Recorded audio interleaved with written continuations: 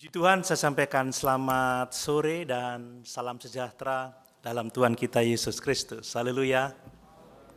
Sungguh kita bersyukur, sore ini kita boleh kembali bersama-sama beribadah kepada Tuhan.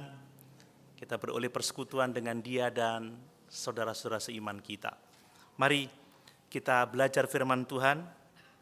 Kita masih belajar dari kitab Kisah Para Rasul, dan kita sampai pada pasal 19 ayat 11 sampai ayat yang ke-20. Mari kita membaca bersama-sama Kisah Rasul pasal 19 ayat 11 sampai ayat yang ke-20. Saya akan membaca untuk kita sekalian. Demikian firman Tuhan. Oleh Paulus, Allah mengadakan mujizat-mujizat yang luar biasa.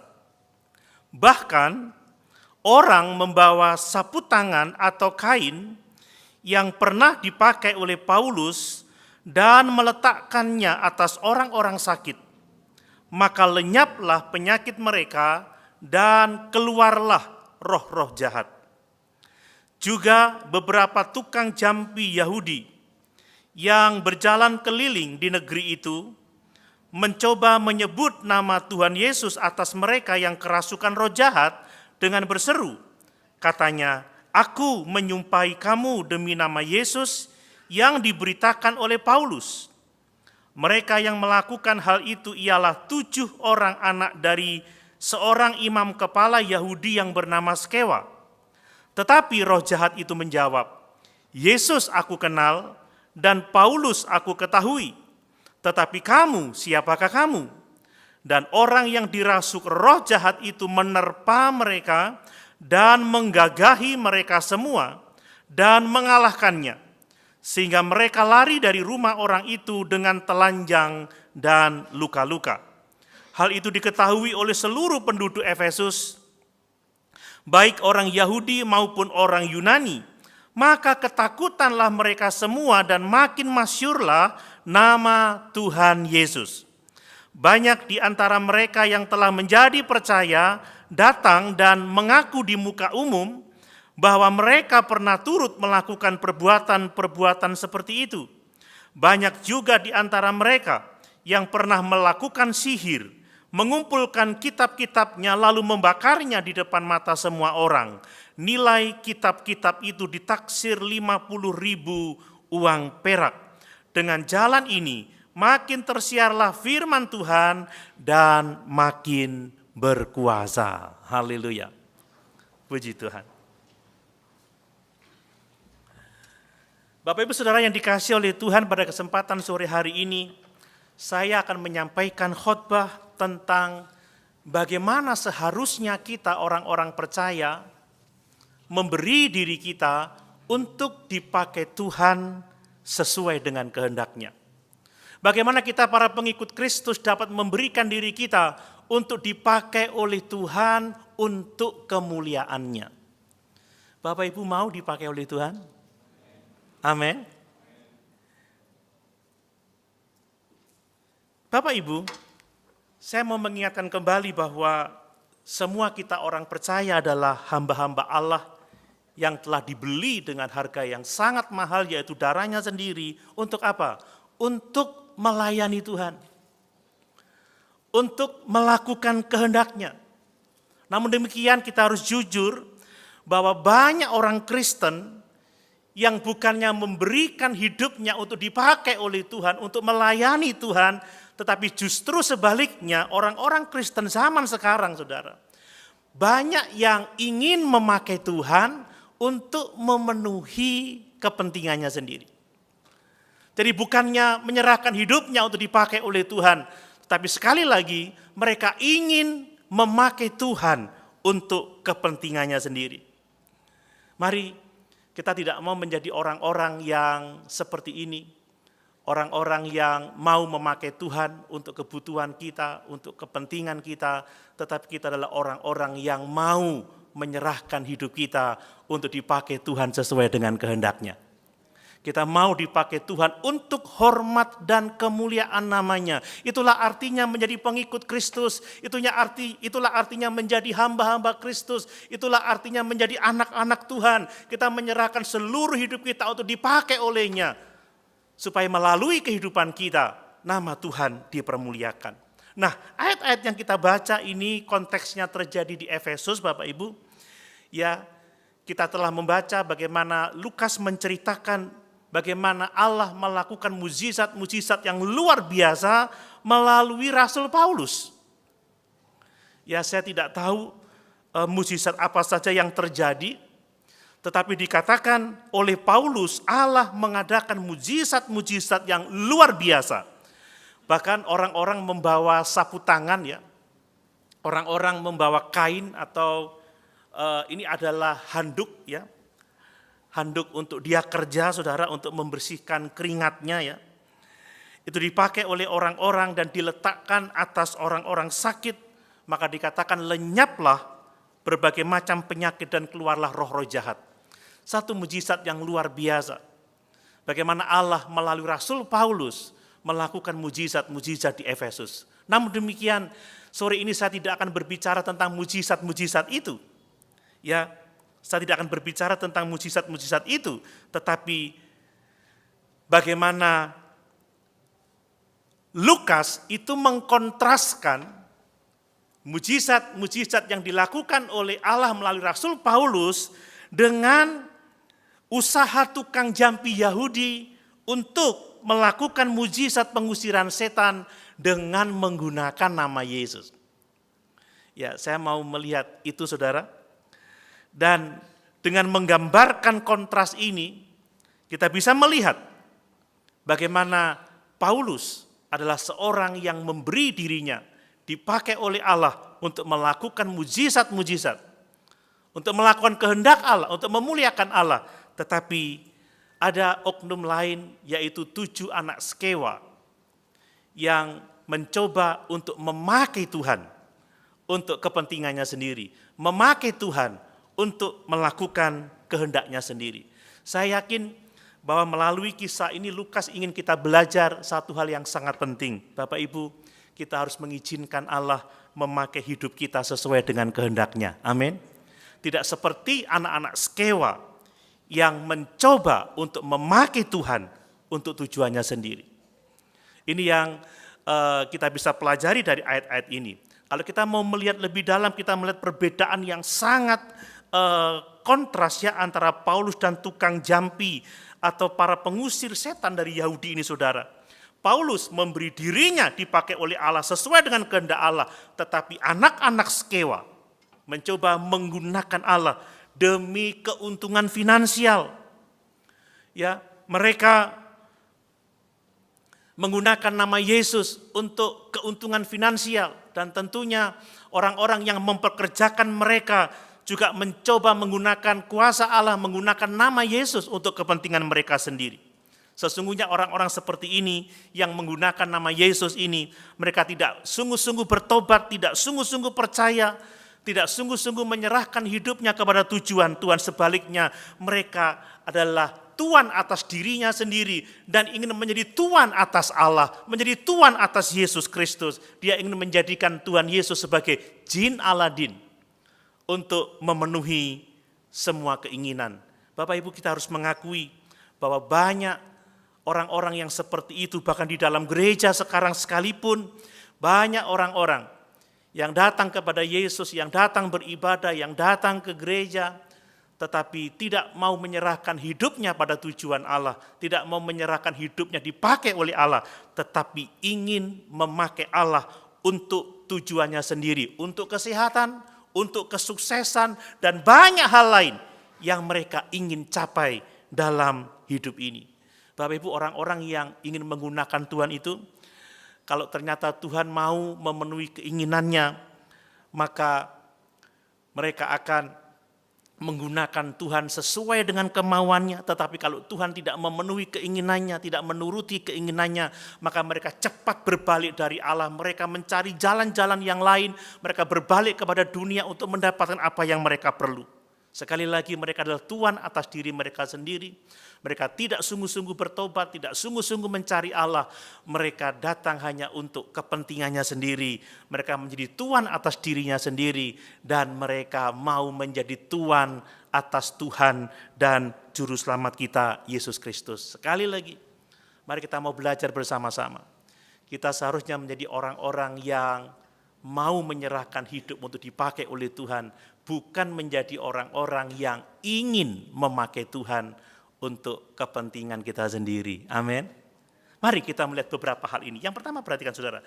Saya mau mempertegas bahwa kita tidak boleh mencoba untuk menggunakan Tuhan untuk tujuan kita sendiri. Kalau saya berbicara jangan menggunakan Tuhan untuk tujuan kita sendiri, tidak berarti kita akan berbicara tentang apakah Tuhan itu mau memberkati orang-orang yang datang kepadanya dengan iman atau tidak. Bukan soal itu. Karena sesungguhnya Tuhan itu memberkati semua orang yang datang kepadanya. Amin. Allah itu memberkati semua orang yang percaya kepadanya. Bahkan Allah itu mengaruniakan segala berkat rohani kepada para pengikutnya yang sejati. Coba kita baca di dalam Efesus pasal 1 ayat yang ketiga. Jadi kalau kita berbicara tentang jangan menjadikan Tuhan atau memakai Tuhan untuk kepentingan sendiri, bukan kita berbicara soal itu, karena Allah itu sebenarnya memberkati kita semua. Ya, Efesus 1 ayat yang ketiga. Demikian firman Tuhan. Terpujilah Allah dan Bapa Tuhan kita Yesus Kristus, yang dalam Kristus telah mengaruniakan kepada kita segala berkat rohani di dalam surga. Amin. Bapak Ibu percaya? Amin. Bahwa di dalam Yesus Kristus Allah telah mengaruniakan kepada kita segala berkat rohani di dalam surga. Jadi ketika kita percaya kepada Yesus, menerima Dia sebagai Tuhan dan Juru Selamat kita pribadi, kita telah mengalami keselamatan jiwa, dan bahwa di dalam Kristus Allah memberikan seluruh harta kekayaan rohani yang ada di dalam surga bagi kita.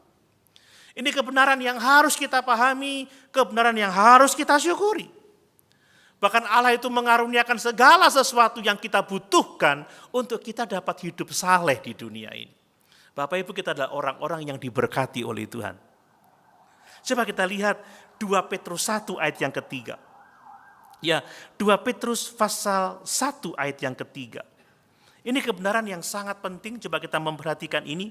Karena kuasa ilahinya telah menganugerahkan kepada kita segala sesuatu yang berguna untuk hidup yang saleh oleh pengenalan kita akan Dia yang telah memanggil kita oleh kuasanya yang mulia dan ajaib. Jelas bahwa kita menerima segala berkat rohani, kita menerima segala kekayaan Kristus ketika kita percaya kepadanya, ketika kita mengakui Dia sebagai Tuhan dan Juru Selamat kita secara pribadi. Jadi ketika saya mengatakan janganlah kita mencoba Allah, atau janganlah kita mencoba untuk menggunakan Allah bagi kepentingan kita sendiri, tidak berarti kita sedang membahas apakah Tuhan itu memberkati orang-orang yang datang kepadanya dengan iman, apakah Allah itu memberkati orang-orang yang datang dengan sungguh-sungguh kepadanya. Tetapi bukan soal itu, saya lebih akan condong untuk berbicara tentang siapakah Tuhan itu sebenarnya, dan apakah kita adalah orang-orang yang sungguh-sungguh percaya, sungguh-sungguh bertobat dan mengikuti Kristus dengan sukacita. Bapak Ibu, kalau kita mengenal Tuhan secara pribadi, kalau kita sungguh-sungguh bertobat, kalau kita sungguh-sungguh mengikut Yesus, kita pasti akan memberikan diri kita untuk dipakai oleh Tuhan. Amin. Bukan sebaliknya, bahwa kita ingin memakai Tuhan untuk kepentingan kita sendiri. Jadi kalau kita datang kepada Tuhan untuk mencoba melihat apakah Tuhan mau mengikuti keinginan kita, sesungguhnya kita belum percaya, sesungguhnya kita belum bertobat, sesungguhnya kita belum lahir baru sama sekali. Kalau kita datang kepada Tuhan hanya untuk menggunakan Tuhan untuk kepentingan kita sendiri, sesungguhnya kita bukan pengikut Kristus yang sejati. Saudara, seringkali orang-orang yang seperti ini kalau mereka berpikir bahwa Tuhan itu menuruti semua keinginannya, maka dia akan memakai Tuhan sesuai dengan kehendaknya. Contohnya seperti ini ya. Eh, Orang mengatakan, kalau engkau butuh pekerjaan, minta sama Tuhan, dia pasti akan kasih pekerjaan. Kan seperti itu. Kalau engkau butuh kesembuhan, minta sama Tuhan, dia pasti menyembuhkan kita. Ya, sebutkan saja apa yang kau inginkan, percayai dia, Tuhan pasti akan melakukan semua yang kita inginkan. Bapak Ibu, orang-orang yang seperti itu seringkali mengajar kita untuk mempercayai perkataan iman bahwa apapun yang kita katakan pasti terjadi, bahwa kita bisa memerintah Tuhan, bahwa kita bisa membuat Tuhan melakukan apa saja yang kita percayai, melakukan apa saja yang kita inginkan. Ini sesuatu yang sebenarnya salah. Ini adalah usaha orang-orang untuk memakai Tuhan, bukan orang-orang yang mau menyerahkan hidupnya untuk dipakai oleh Tuhan. Ajaran sesat seperti ini Bapak Ibu, mau menjadikan manusia sebagai tuan atas Tuhan. Dia mau mengatakan, kalau aku mengaku percaya Tuhan, maka engkau wajib menuruti semua keinginanku. Kalau aku berdoa kepadamu, maka engkau harus melakukan apa yang aku minta. Dia menjadikan manusia sebagai tuan atas Tuhan, bukan menjadi hamba-hamba Tuhan. Tetapi ingat bahwa Allah kita adalah Allah yang berdaulat. Amin. Allah yang melakukan segala sesuatu menurut kehendaknya, menurut rencananya, menurut waktunya Tuhan. Dan para tukang jampi Yahudi ini, para pengusir setan orang Yahudi ini, saudara, tidak seperti Paulus yang dipakai oleh Tuhan untuk melakukan mujizat-mujizat sesuai dengan kehendaknya, tetapi dia berusaha untuk memakai Tuhan untuk melakukan kehendaknya, yaitu mengadakan mujizat pengusiran setan untuk kepentingan mereka sendiri. Nah, dari kisah ketujuh anak Skewa ini, saudara, kita bisa belajar kapan sih kita ini menjadi orang-orang yang berusaha untuk memakai Tuhan, ya, demi kepentingan kita sendiri. Bapak Ibu yang dikasih oleh Tuhan, kita ini berusaha ya memakai Tuhan untuk kepentingan kita sendiri saat kita mau menggunakan hal-hal rohani atau kuasa rohani itu untuk mencari keuntungan finansial. Wah, ini mungkin berat ya untuk para pendeta-pendeta seperti ini ya. Karena di dunia ini ada banyak pendeta-pendeta televisi atau television evangelis yang begitu kaya dengan jet pribadi, dengan rumah yang sangat megah, dengan mobil yang sangat mewah. Karena ternyata mereka adalah orang-orang yang menggunakan Tuhan untuk mencari keuntungan finansial. Ini yang dilakukan oleh tukang-tukang jampi orang Yahudi ini, saudara. Mereka itu berkeliling dari kota ke kota mengusir setan untuk apa? Untuk mendapatkan keuntungan finansial. Itu pekerjaannya, itu usahanya untuk dibayar. Jadi mereka berkeliling kota, mereka berusaha menolong orang-orang yang kerasukan setan atau orang-orang dengan kebutuhan yang lain. Untuk apa? Untuk kepentingan keuntungan mereka. Mereka adalah anak-anak Skewa, saudara. Disebut sebagai imam kepala orang-orang Yahudi, tetapi kita tidak mendapatkan informasi yang akurat. Apakah memang benar Skewa ini adalah imam kepala, atau mungkin dia hanya sekedar anggota keluarga imam besar, atau dia mengaku-ngaku sebagai imam kepala untuk apa? Untuk menarik perhatian orang, untuk membuat pelanggan-pelanggannya itu menjadi terkesima atau sangat membutuhkan dia. Nah, anak-anak Skewa ini adalah orang-orang yang terikat okultisme, ya. Dia mengusir setan dengan kuasa setan.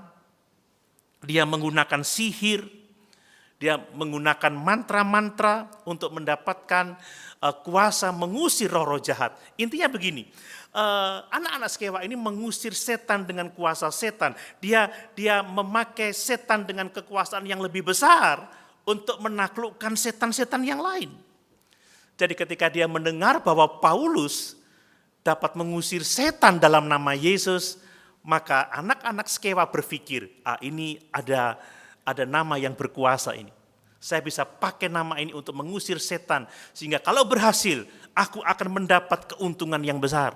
Jadi mereka ini adalah orang-orang yang memakai nama Tuhan, yang memakai hal-hal rohani, yang menggunakan Tuhan untuk mencapai kepentingannya sendiri.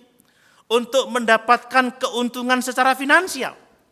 Bapak Ibu, kalau kita memakai hal-hal rohani, memakai Tuhan untuk mendapatkan keuntungan secara materi, kita adalah orang-orang yang menggunakan Tuhan, bukan orang-orang yang dipakai oleh Tuhan.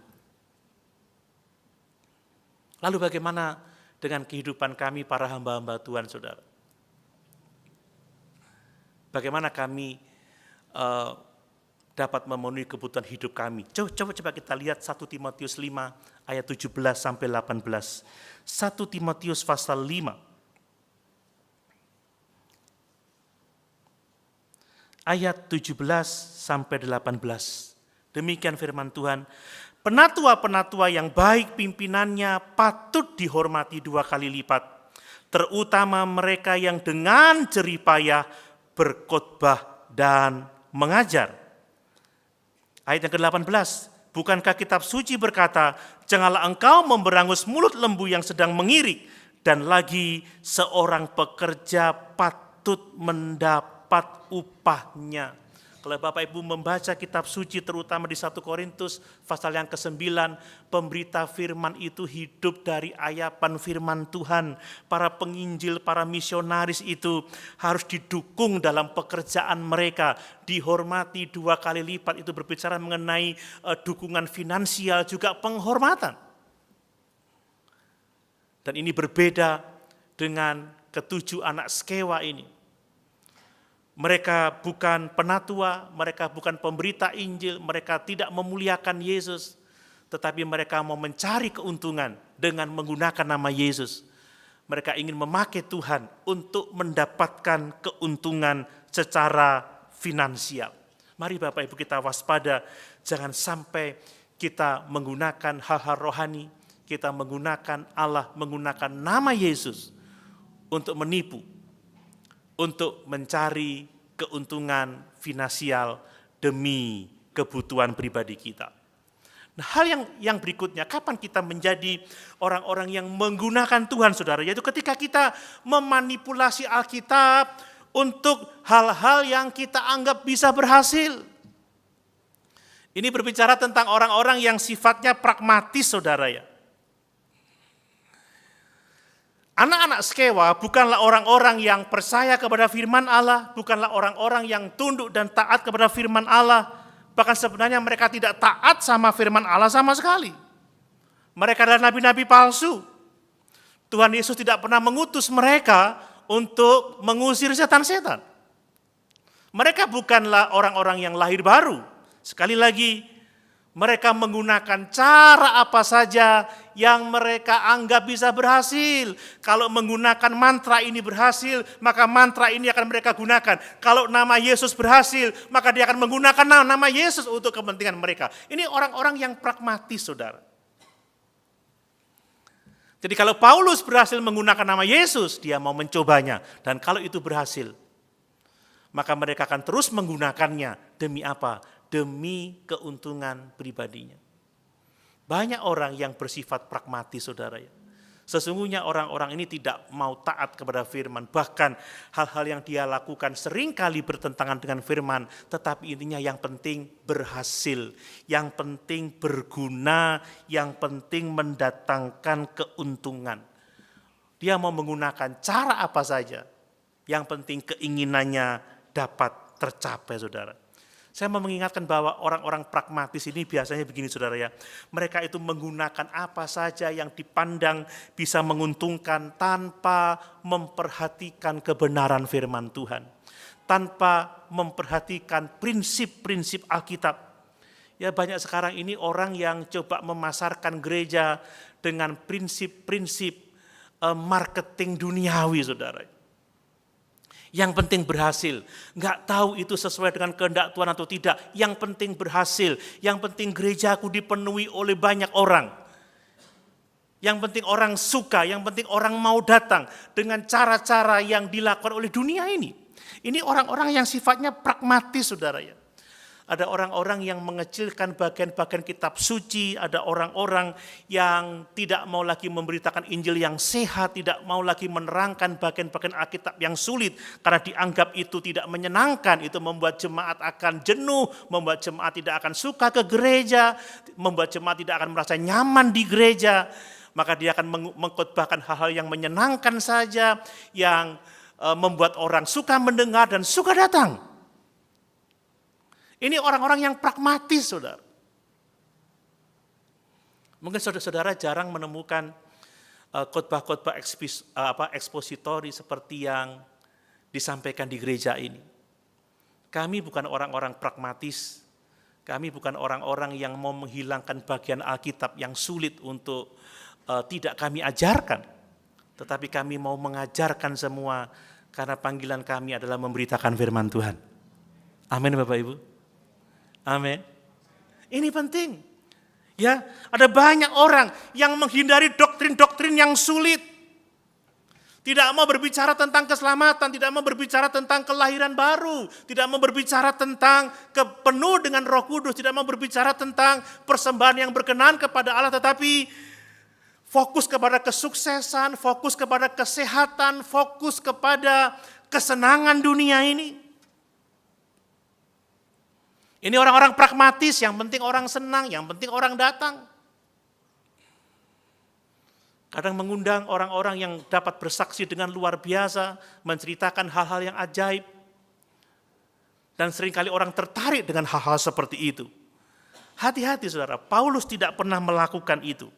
Dan banyak sekarang orang belajar bagaimana cara memasarkan gereja, bagaimana gereja bisa mendapatkan banyak pengunjung, tetapi mereka tidak menekankan pemberitaan Injil, tidak menekankan hidup yang diberdayakan oleh Roh Kudus, tidak menekankan bagaimana orang-orang percaya harus diperlengkapi untuk tugas pelayanan pemberitaan Injil Yesus Kristus itu. Jadi ini adalah orang-orang yang pragmatis, saudara.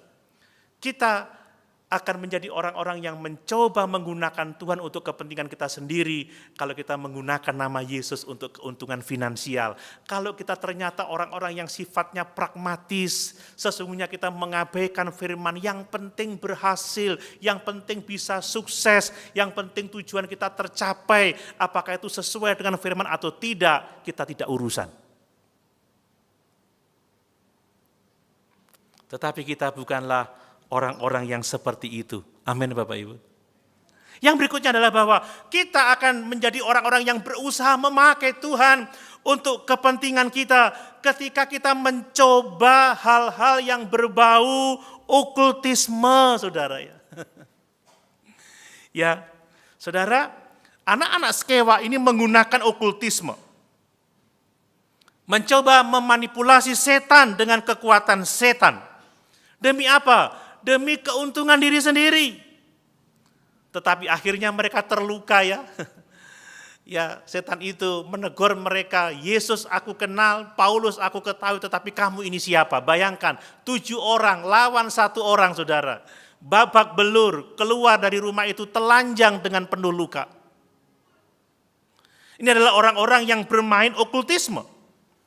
Banyak juga orang Kristen, bahkan para pemimpin Kristen yang juga berkecimpung dalam dunia okultisme, saudara. Seperti teknik visualisasi.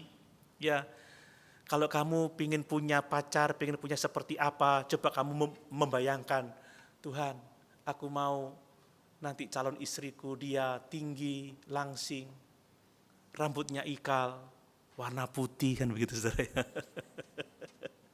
Senyumnya manis, kan seperti itu ya. Matanya juling. Oh, enggak ya.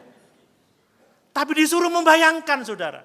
Saudara, kalau engkau ingin mobil mewah, maka bayangkan, aduh aku ingin mobil baru, Mercedes-Benz. Atau saya mau electric vehicle, wah saya mau yang terbaru Tuhan. Bayangkan, rami itu, doakan itu, maka kamu akan memiliki mobil itu. Banyak orang yang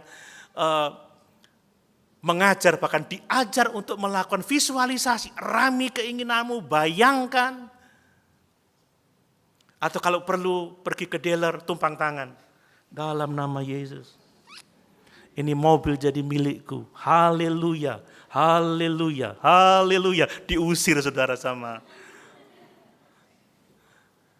pemilik dealer itu. Hati-hati. Banyak orang yang sesungguhnya tidak sungguh-sungguh percaya, tidak mau memberikan hidup sepenuhnya untuk melayani Tuhan, tetapi ingin menggunakan Tuhan untuk kepentingannya sendiri, mau mencari keuntungan finansial. Yang penting aku sukses, yang penting aku berhasil, tak peduli ini benar atau tidak. Dan kita terjebak kepada perkara-perkara okultisme, menggunakan teknik-teknik okultisme untuk kita mendapatkan apa yang kita inginkan dalam hidup ini. Orang-orang seperti ini adalah orang-orang yang sesungguhnya tidak diselamatkan. Orang-orang yang sesungguhnya tidak bertobat, tidak mau menyerahkan hidupnya pada ketuhanan Yesus, tetapi dia ingin menjadikan Yesus sebagai hamba bagi dirinya yang akan memenuhi semua keinginannya. Dan orang-orang seperti ini adalah orang-orang yang tidak diselamatkan. Yang kedua, mari kita mau menjadi orang-orang yang mau dipakai oleh Tuhan sesuai dengan kehendaknya. Amin. Amin Bapak Ibu. Nah coba kita lihat kehidupan Paulus. Paulus seorang rasul yang sangat terkenal. Dia menulis 13 atau bahkan ada yang mengatakan 14 dari kitab perjanjian baru. Kita tahu bahwa ada 27 kitab perjanjian baru. Paulus menulis dapat dikatakan separuh dari kitab perjanjian baru ditulis oleh Rasul Paulus, Bapak Ibu. Rasul yang sangat terkenal, dipakai oleh Tuhan dengan luar biasa. Tetapi yang sungguh luar biasa, dalam melayani Tuhan, Paulus tidak sedang berusaha mendapatkan pengikut bagi dirinya sendiri. Tidak. Dia tidak mau mendapatkan banyak pemuja bagi dirinya sendiri, tetapi dia melayani Tuhan, dia mengarahkan orang-orang kepada Tuhan. Ini Rasul Paulus. Tapi orang-orang sekarang banyak yang ingin menjadi terkenal, banyak yang ingin dipuja, banyak yang ingin dikultuskan. Dia melayani karena ingin ada banyak orang yang mengikuti dia, tetapi tidak dengan Rasul Paulus.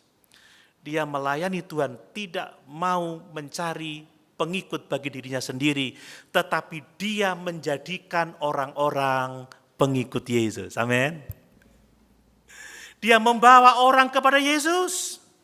Kita membaca di ayat yang ke-17 bahwa ternyata melalui pelayanan Paulus nama Yesus yang dimasyurkan. Coba kita baca lagi di dalam Kisah Rasul pasal 19 ayat 17.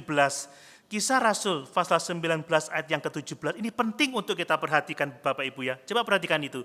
Hal itu diketahui oleh seluruh penduduk Efesus, baik orang Yahudi maupun orang Yunani. Maka ketakutanlah mereka semua dan makin masyurlah nama Tuhan Yesus Kristus. Amin. Paulus tidak memasyurkan namanya sendiri. Tapi Paulus memasyurkan nama Tuhan Yesus Kristus. Coba kita baca ayat yang ke-20. Perhatikan itu. Dengan jalan ini makin tersiarlah firman Tuhan dan makin berkuasa. Yang tersiar bukanlah teknik penyembuhan yang dilakukan oleh Paulus. Yang tersiar bukanlah soal handuknya atau sapu tangannya yang begitu berkuasa ketika diletakkan pada orang sakit, orang itu sembuh. Bukan itu yang menjadi tersiar dan berkuasa. Tetapi firman Allah lah yang makin tersiar. Firman Allah lah yang makin berkuasa. Amin. Ini orang-orang yang memberikan hidupnya untuk dipakai oleh Tuhan Yesus Kristus. Paulus bersedia mati. Bahkan dia juga, kalau hidup dia katakan aku harus bekerja dan menghasilkan buah asal nama Tuhan dipermuliakan melalui hidupnya. Dia tidak pernah mempermuliakan dirinya sendiri, tetapi dia mempermuliakan Kristus yang dikasihinya. Ini orang-orang yang mau dipakai oleh Tuhan sesuai dengan kehendak Tuhan. Coba kita lihat di dalam Filipi 1 ayat 21 ya. Filipi 1 ayat 21, sungguh luar biasa firman Tuhan ini. Filipi 1 ayat 21 ya. Karena bagiku hidup adalah Kristus dan mati adalah keuntungan. Ayat 22, tetapi jika aku harus hidup di dunia ini, itu berarti bagiku bekerja memberi buah. Paulus tidak hidup bagi dirinya sendiri, tetapi dia hidup bagi Kristus. Bapak Ibu, dari pengalaman Rasul Paulus di Efesus ini, Bapak Ibu, kita belajar ya bagaimana seharusnya kita hidup dipakai oleh Tuhan sesuai dengan kehendak-Nya, bukan berusaha untuk memakai Tuhan untuk kepentingan kita. Mari kita menjadi orang-orang yang memuliakan Kristus, yang memasyurkan nama Kristus. Menjadi orang-orang yang menyebarkan berita Injil sehingga Injil yang tersiar, sehingga Injil itu berkuasa menjangkau jiwa-jiwa yang perlu diselamatkan. Ada beberapa poin penting saudara tentang bagaimana seharusnya kita bisa hidup dipakai oleh Tuhan. Saya harap kita semua mau memperhatikan ini saudara. Ya, kalau kita mau hidup dipakai oleh Tuhan sesuai dengan kehendak-Nya untuk kemuliaan-Nya, kita harus jadi orang-orang yang punya integritas. Amin. Menjadi orang-orang yang tunduk sepenuhnya kepada kehendak Tuhan. Paulus itu saudara begitu sederhananya dia. Dia melayani tidak untuk mencari keuntungan finansial. Bahkan dia saat di Efesus, dia bekerja sendiri sebagai seorang pembuat tenda. Saat di Korintus kita tahu bagaimana dia bekerja bersama-sama dengan Aquila, bersama-sama dengan Priscilla, yang mereka juga adalah seorang pembuat tenda. Paulus sebenarnya dia punya hak untuk didukung, dia punya hak untuk menerima persembahan dari orang-orang yang dilayaninya. Tetapi Paulus punya integritas. Paulus tidak menggunakan hak itu sebab dia tidak mau menjadi batu sandungan bagi pemberitaan Injil, sebab mereka baru merintis pekerjaan Tuhan, saudara. Paulus bekerja keras membuat tenda. Coba kita baca pasal 20 ayat 34. Kisah Rasul pasal 20 ayat 34. Supaya kita bisa memahami konteks ini. Kisah Rasul pasal 20 ayat 34. Demikian firman Tuhan. Ya, kamu sendiri tahu bahwa dengan tanganku sendiri aku telah bekerja untuk memenuhi keperluanku dan keperluan kawan-kawan seperjalananku. Berbeda dengan anak-anak Skewa. Mereka menggunakan kuasa rohani, mereka menggunakan nama Yesus untuk mencari keuntungan finansial. Tetapi Paulus dia memberikan hidupnya, dia bekerja keras untuk apa? Untuk membiayai pelayanannya, untuk membiayai biaya perjalanan teman-teman sepelayanannya. Sekali lagi sekalipun Paulus dia punya hak untuk menerima dukungan. Tetapi dalam konteks saat itu saudara, dia memilih untuk bekerja supaya tidak menjadi batu sandungan bagi pemberitaan Injil Yesus Kristus. Bahkan seperti tadi saya katakan, sapu tangan itu sebenarnya adalah kain peluh saudara ya, yang biasanya ditaruh di leher atau diikatkan di kepala saat dia bekerja. Itu menunjukkan integritasnya sebagai seorang yang tidak mencari keuntungan dalam pemberitaan firman Tuhan. Dan tidak tahu bagaimana orang-orang mengambil handuk itu dan menggunakan handuk itu ditumpangkan pada orang-orang sakit dan Tuhan memakai dengan luar biasa. Melalui handuk itu banyak yang disembuhkan, melalui handuk itu banyak roh-roh jahat yang keluar dari orang-orang yang dirasukinya. Ini berbicara mengenai integritas. Tetapi sekarang ini saudara ya, banyak praktek-praktek yang mungkin ingin bawa bagian dari dirinya, pakaiannya atau jasnya atau apalah itu bisa mendatangkan kuasa penyembuhan dan lain sebagainya. Sekarang kan Ada ngetren kalau lagi kebaktian dia buka jas, baru dia goyang-goyangkan jasnya. Siapa yang memberkatkan begitu saudara ya? Dalam nama Yesus, kan begitu, rebah semuanya. Saudara jangan rebah di sini sebab itu kayu saudara, bahaya. Kalau kepentok kayu itu bisa pingsan saudara. Lalu orang jualan air kudus, ya atau jualan lagi minyak kudus, atau jualan lagi salib kudus dan lain sebagainya. Saudara, kalau saudara sakit, oleskan minyak ini di bagian yang sakit, engkau akan disembuhkan oleh Tuhan. Saudara, tapi ya dijual itu. Ada orang yang pernah ketemu dengan saya, Om tak oleh-oleh. Oleh-oleh apa? Minyak ajaib, dia bilang gitu. Gunanya apa? Ya kalau Om mau giginya sehat, tiap gosok gigi, pasta giginya dicampur dengan minyak itu. Nggak enak saudara.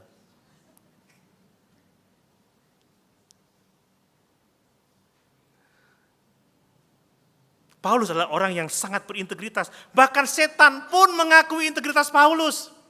Yesus aku kenal, Paulus aku tahu, tapi kamu ini siapa? Hati-hati Bapak Ibu dengan orang-orang yang coba menggunakan okultisme cara-caranya sendiri. Tidak memberi diri dipakai oleh Allah untuk menolong, untuk memberkati, tetapi mencoba menggunakan Allah dengan caranya sendiri. Ini bahaya. Bapak Ibu, setan tidak akan menghargai orang-orang yang seperti itu, tapi setan tidak memiliki kuasa atas orang-orang yang punya integritas. Amin. Setan tidak memiliki kuasa atas Paulus, tetapi setan mengalahkan ketujuh anak-anak Skewa itu. Mau dipakai oleh Tuhan? Jadilah orang-orang yang berintegritas, layani Tuhan dengan tulus, layani Tuhan dengan motivasi yang benar. Jangan seperti anak-anak Skewa mencari keuntungan sendiri. Kalau perlu saudara kita berkorban untuk pelayanan kita. Dan itu akan menjadikan kita orang-orang yang dipakai oleh Tuhan. Sesuai dengan kehendaknya untuk hormat dan kemuliaan namanya. Hal yang berikutnya, kita akan dipakai oleh Tuhan sesuai dengan kehendaknya. Kalau kita apa?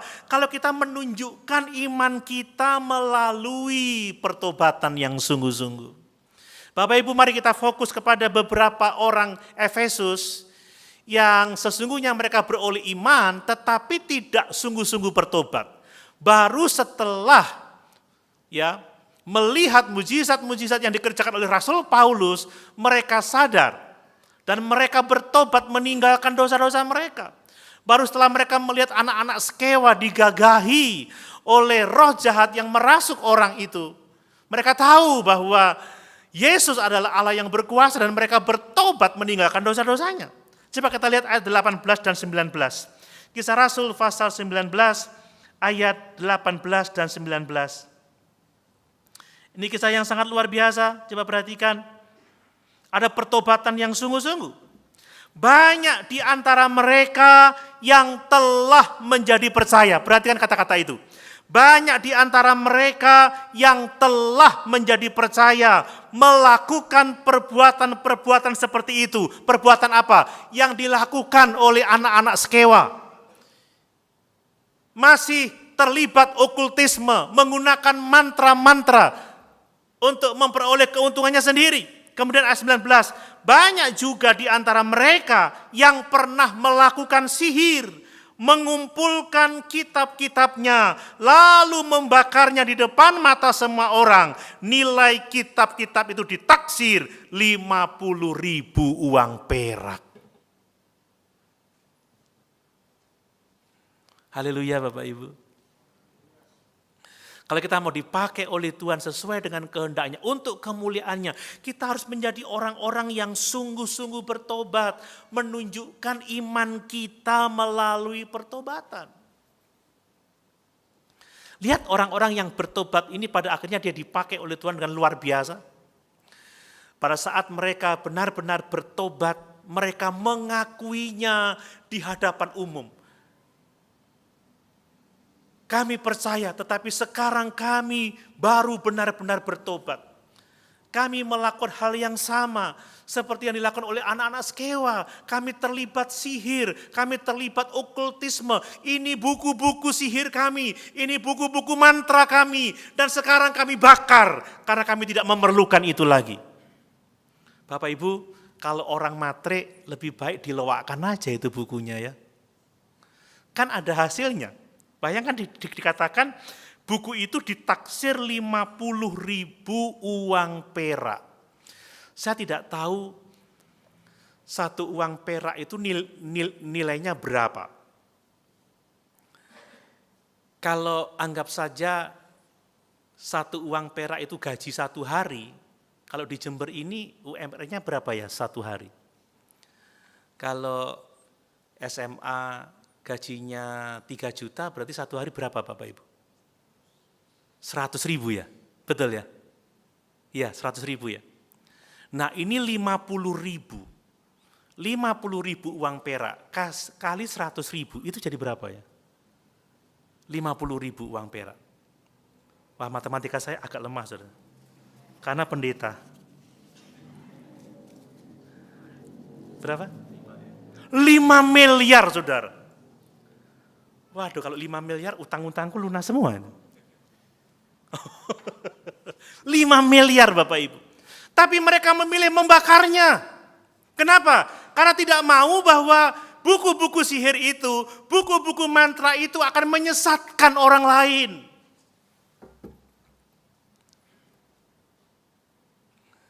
Saudara, mungkin kita nggak punya buku-buku sihir, mungkin kita nggak punya buku-buku mantra, tapi mungkin kita punya buku-buku yang isinya jahat. Ya, atau mungkin kita menyimpan video-video yang tidak sehat, atau mungkin kita menyimpan file-file video di HP kita yang isinya menyesatkan. Nggak tahu itu apa, saya mau menyebutnya malu saudara ya. Apakah kita mau bertobat dan meninggalkan semuanya itu? Haleluya. Coba dicek di HP-nya masing-masing, adakah file-file yang sifatnya jahat, file-file yang sifatnya jorok, yang tidak benar, yang berlawanan dengan kehendak Tuhan. Kita harus benar-benar bertobat, meninggalkan semua sumber-sumber godaan, hal-hal yang jahat, kalau kita mau dipakai oleh Tuhan, sesuai dengan kehendaknya, kalau kita mau dipakai oleh Tuhan untuk kemuliaan namanya. Amin Bapak Ibu. Ya orang-orang ini tidak malu mengakui di muka umum, kami dulu pelaku kejahatan, kami terlibat sihir, ini buku-buku mantra kami, 5M ini harganya, enggak kami lelang, enggak kami jual, kami bakar. Dan hasil dari pertobatan mereka, ayat yang ke-20, dengan jalan ini, dengan pertobatan orang-orang ini, dengan kesaksian orang-orang ini, dengan mereka membakar semua kitab-kitab yang 5M itu, saudara, kalau kita taksir satu uang perak itu 100.000 rupiah. Bagaimana kalau 200.000? Wah lebih banyak lagi, 10M. Dengan jalan ini, makin tersiarlah firman Tuhan dan makin berkuasa. Lihat, yang dimuliakan bukanlah manusia, tetapi yang dimuliakan adalah Tuhan. Yang dimuliakan adalah firman Tuhan. Mari kita menjadi orang-orang yang mau dipakai oleh Tuhan untuk kemuliaannya. Bukan menjadi orang-orang yang mau memakai Tuhan untuk kepentingan kita sendiri. Yang berikutnya saudara, kalau kita mau dipakai oleh Tuhan, maka kita harus berusaha terus memberitakan nama Yesus. Amin. Kita harus terus berusaha membesarkan nama Yesus. Kita harus terus berusaha untuk memasyurkan nama Yesus. Bapak Ibu, Rasul Paulus tidak menamai pelayanannya dengan namanya sendiri. Tidak sama sekali. Rasul Paulus tidak mau membesarkan dirinya sendiri. Tetapi seperti Yohanes, dia mau supaya dia semakin berkurang-kurang, tetapi Yesus yang semakin bertambah-tambah. Ini ciri-ciri orang yang mau dipakai oleh Tuhan untuk kemuliaannya. Coba kita baca Yohanes pasal 3 ayat 30. Itu adalah kesaksian dari Yohanes Pembaptis. Ya, Yohanes pasal 3 ayat 30. Demikian firman Tuhan. Ya, Yohanes pasal 3 ayat 30. Ia harus makin besar, tetapi aku harus makin kecil. Yesus harus makin besar, Doni harus semakin kecil. Yesus harus semakin besar, Christian harus semakin kecil. Amin. Yus Kristanto harus semakin kecil. Siapa namamu? Lupa. Haleluya. Tapi sekarang orang menjadi ingin populer, ingin terkenal, ingin dipandang hebat, ingin dipuja, ingin dikagumi. Tetapi tidak dengan Rasul Paulus, tidak dengan Yohanes Pembaptis, tidak dengan orang-orang yang ingin dipakai oleh Tuhan untuk kemuliaannya. Mereka membesarkan nama Yesus. Mereka memasyurkan nama Yesus. Saudara, ya godaannya besar loh ya kalau misalkan saya ini berdoa, lalu orang sembuh, lalu dasi saya dipakai, dibawa kemana-mana. Ini dasi siapa? Dasinya Om Doni, sudah 1 bulan tidak dicuci. Tapi ketika ditumpangkan, orang bisa sembuh, waduh saya bisa menjadi besar kepala. Tambah jelek lagi saya. Kan begitu. Weh, saya jadi sombong sekali. Wah, Doni, rek.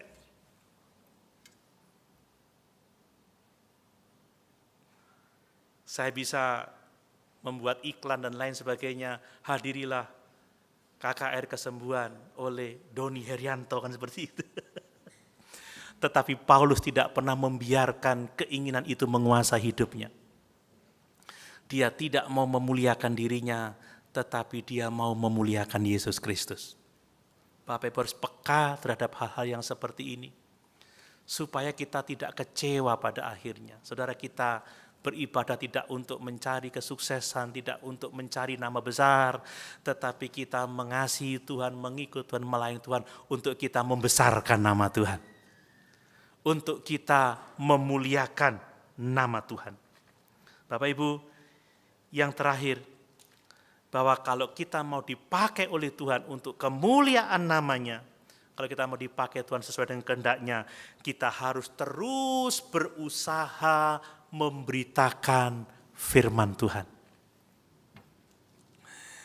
Minggu yang lalu, kalau kita mau melihat gereja dibangun, kalau kita mau melihat gereja bertumbuh, tidak ada cara lain, ada 3 hal yang harus kita kerjakan.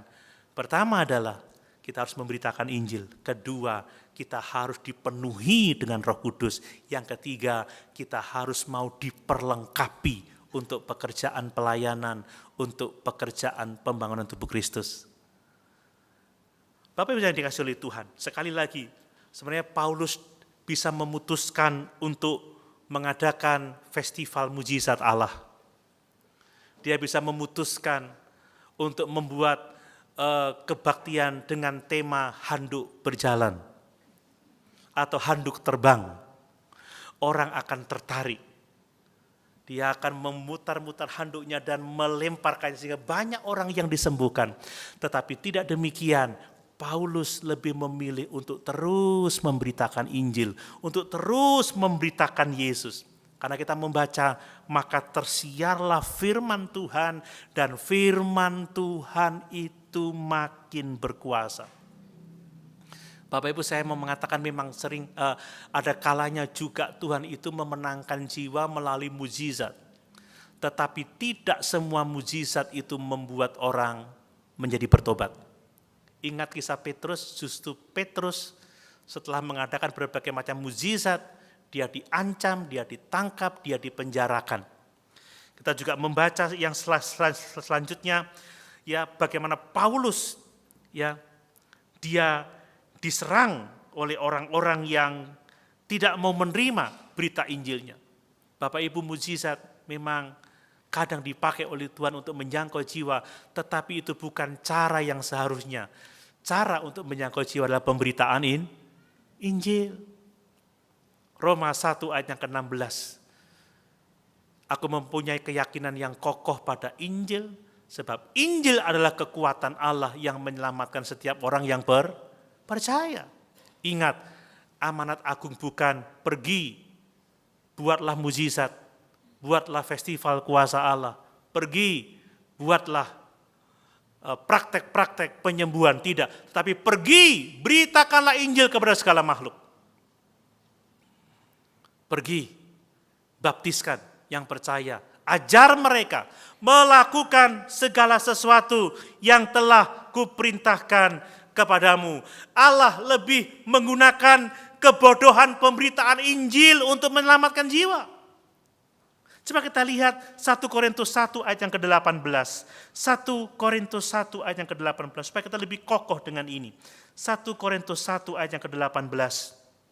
Ya, sebab pemberitaan tentang salib memang adalah kebodohan bagi mereka yang akan binasa, tetapi bagi kita yang diselamatkan, pemberitaan itu adalah kekuatan Allah. Amin. Bapak Ibu yakin khotbah-khotbah yang seperti ini adalah kekuatan Allah yang menyelamatkan jiwa kita?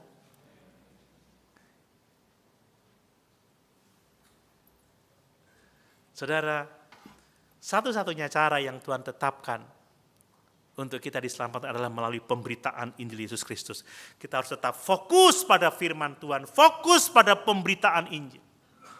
Karena hanya dengan memberitakan Injil, memberitakan firman, kita akan menjadi orang-orang yang dapat dipakai oleh Allah sesuai dengan kehendak-Nya, yang dapat dipakai oleh Allah untuk kemuliaan namanya. Mari malam hari ini saudara, Allah mau kita belajar sesuatu yang sangat penting. Jadilah orang-orang yang memberi diri untuk dipakai oleh Tuhan, dan jangan mencoba atau jangan berusaha untuk menggunakan Allah untuk kepentingan kita sendiri. Tetapi jadilah orang-orang yang melayani Tuhan. Jadilah orang-orang yang memberikan diri untuk dipakai oleh Tuhan. Ya, jadilah orang-orang yang punya integritas. Jadilah orang-orang yang setia mewartakan Injil kerajaan Allah. Mari sama-sama kita berdiri.